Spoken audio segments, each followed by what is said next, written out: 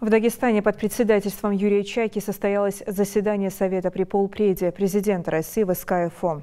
В связи с последними событиями в Махачкале и Дербенте были обсуждены состояние и дополнительные меры по сохранению стабильности в регионе.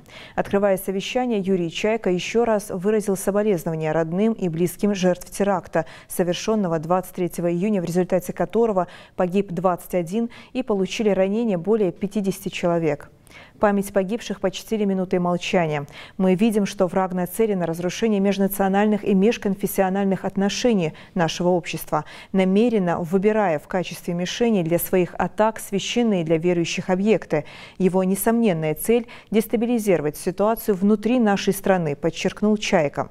В условиях проведения специальной военной операции, роста вызовов и угроз национальной безопасности недооценивать сферу межнациональных отношений как благоприятную почву для посева разлада и недопонимания в обществе недопустимо.